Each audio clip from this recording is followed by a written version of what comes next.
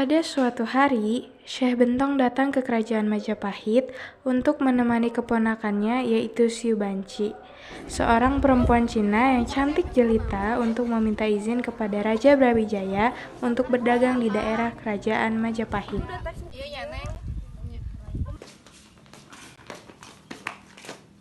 Kepada Maharaja, saya izin berdagang sekitar kerajaan ini.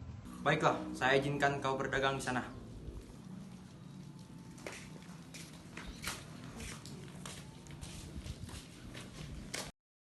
Setelah diizinkan untuk berdagang, Siu Banci dan pamannya langsung menyiapkan barang dagangannya.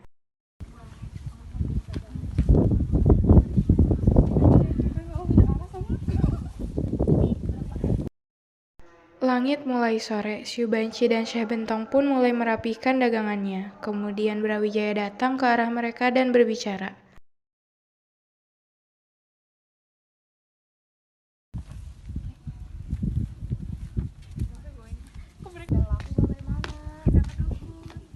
Raja! Sudah, kalian istirahat saja di tandukan Huran Putri saja. Baik, terima kasih Maharaja. Lalu Brawijaya pun mengantar Siu Banci dan Syekh Bentong ke tempat peristirahatan mereka. Saat sedang berjalan, Brawijaya selalu melihat wajah Siu Banci karena kecantikan wajahnya. Sedangkan di sisi lain, permaisuri yaitu Dewi Amarawati merasa cemburu melihat ini.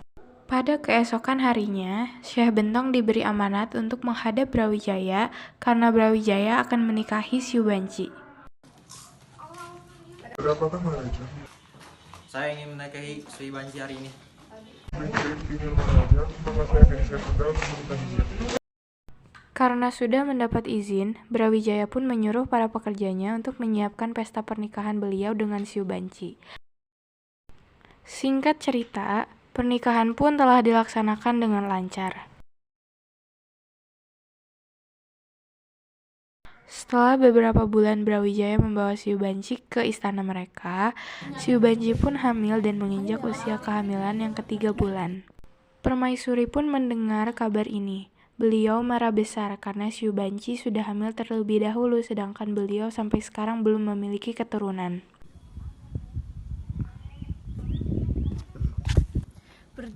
Berdagang, ternyata kamu merebut suami saya ya?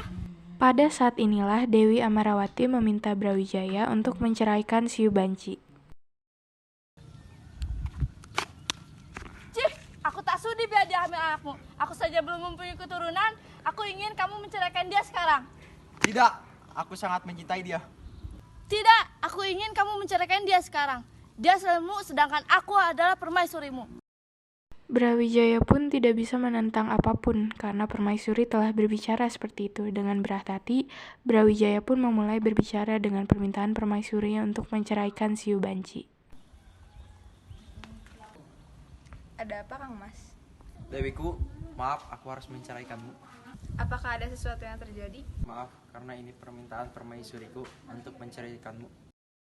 Brawijaya pun akhirnya menceraikan Siu Banci dan menyerahkan Siu Banci kepada pamannya yang bernama Arya Damar.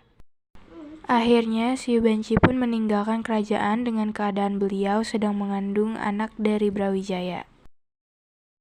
Tak terasa beberapa bulan telah berlalu dan hubungan antara Arya Damar dan Siu Banci pun semakin dekat. Kemudian akhirnya Arya Damar mengungkapkan perasaannya kepada Siu Banci. Siu Banci, apakah aku boleh berbicara denganmu? Iya, ada apa, Ria? Apa yang ingin kau bicarakan? Sebenarnya aku sudah menaruh perasaan kepadamu sejak awal kita bertemu. Aku boleh menikahimu? Siu Banci pun tidak bisa berbuat apa-apa, sampai akhirnya Brawijaya pun mendengar kabar ini dan menemui Arya Damar untuk menyampaikan sesuatu. Apakah benar kau ingin menikahi Siu Banci? Ya benar, aku ingin menikahi dia. Kenapa? Apakah ada masalah? Tidak ada masalah sama sekali, tapi aku hanya ingin menyampaikan satu syarat. Apa yang kau inginkan? Aku ingin kau tidak menyentuh Siu Banci sebelum anakku lahir. Dan aku ingin ia diberi nama Raden Patah. Baik, jika itu keinginanmu, aku akan turuti. Pada akhirnya, Siu Banci pun melahirkan anak dari Brawijaya dan ia beri nama Raden Patah.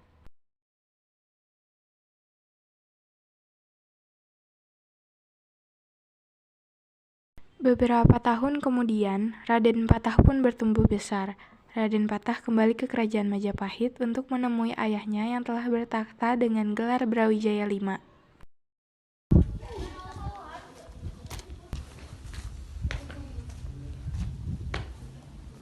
Wahai raja, apakah kamu tahu siapa aku?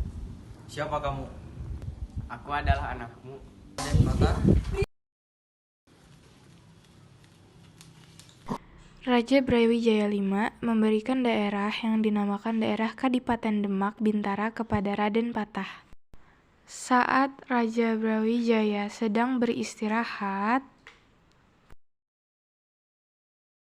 tiba-tiba Girinwardana melakukan pemberontakan pada Majapahit. Ia berusaha merebut tahta Brawijaya. Girinwardana menyerang kerajaan Majapahit dan membunuh Brawijaya.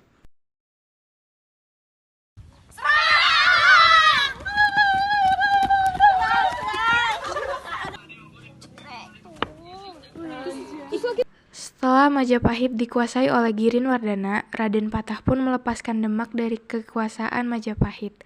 Hingga akhirnya Girinwardana menggantikan posisi Brawijaya dan bergelar Brawijaya VI. Raden Patah yang telah memisahkan diri dari Majapahit perlahan-lahan membangun kerajaan Demak dan memperluas kerajaannya dengan mengambil daerah-daerah kekuasaan Majapahit. Perekonomian pada sektor perdagangan kerajaan Demak semakin kuat, sedangkan kerajaan Majapahit berakhir dengan kehancuran karena wilayah kekuasaannya yang lama-lama diakuisisi oleh Demak.